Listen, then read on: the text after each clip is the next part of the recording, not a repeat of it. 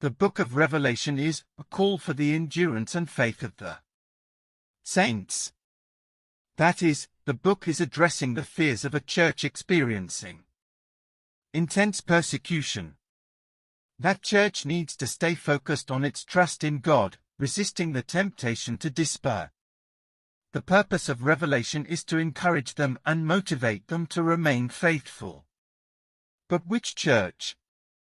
On the one hand, the immediate answer would have to be the Church of the Roman Empire.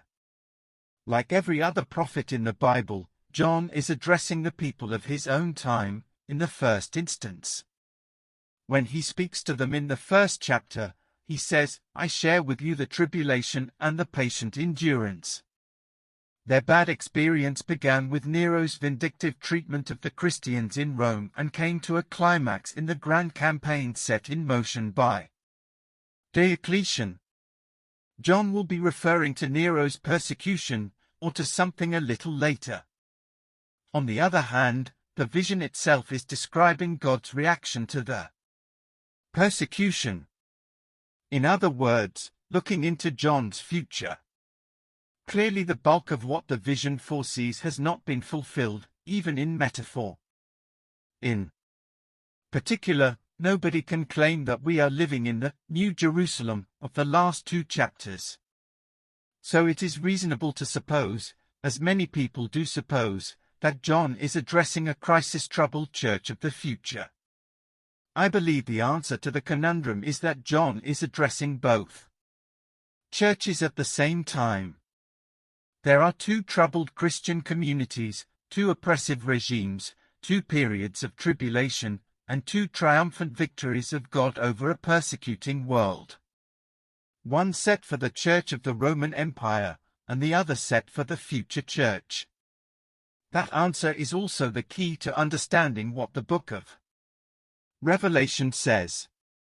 The God of the Bible is a communicating God. He wants people to understand him. If this book was given as a message for the Church of John's time, then it should have been possible, in principle, for the Church of John's time to grasp its basic meaning. Otherwise, they would get no benefit. So what makes it difficult for modern readers to grasp that basic message? What's missing, in our case? One factor is the difference in situation. Let me offer an analogy.